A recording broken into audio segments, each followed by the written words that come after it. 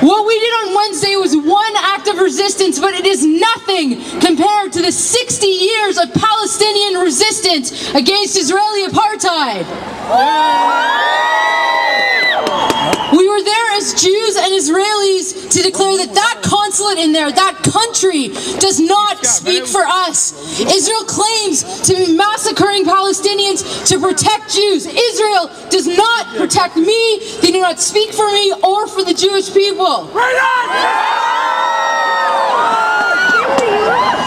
My grandparents survived the Nazi Holocaust, and their name is being abused to justify the massacres going on in Palestine. Shame on Israel! Shame on Israel! Shame on Israel! Shame on Israel! Shame on Israel! Shame on Israel! We came and sat down in that consulate to declare that here in Canada, Israel, an apartheid state, cannot carry on business as usual.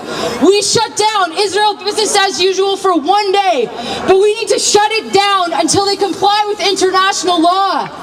We need to speak to our government here in Canada and say shame on Canada for taking the strongest pro-Israel stance of anyone in the world. Shame on Canada! Shame on Canada! Shame on Canada! Shame on Canada!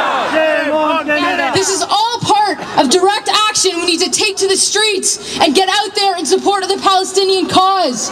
We need to join in the campaign of boycott, divestment, and sanctions. Just like apartheid South Africa was overthrown, Israeli apartheid will end.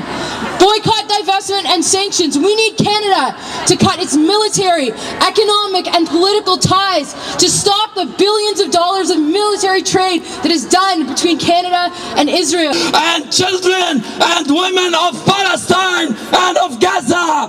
What we get from here, we get a consensus that the government of Canada and the Liberal Party of Canada supporting the Israeli aggression. Michael Ignatieff, who is a professor for 30 years, Harvard professor, came out yesterday saying that he is justifying the democratic state of Israel to hit the Palestinians. Thank you, brothers and sisters and friends. The people united will never be defeated. The people united will never be defeated. The people united will never be defeated. According to Torah teachings, Jews are in exile by divine decree. The creation of the State of Israel transgresses the basic principles of Torah law. It was established on the land of others, totally against the will of its indigenous population, the Palestinian people, with endless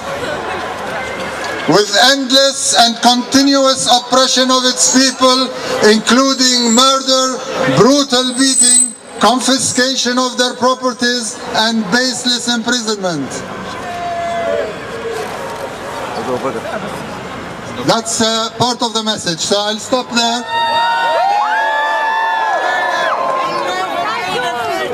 The people united will never be defeated.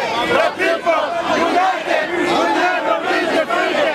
The people united will never be defeated. Yeah, the media in Canada has been misinforming the population, the mainstream media. The media.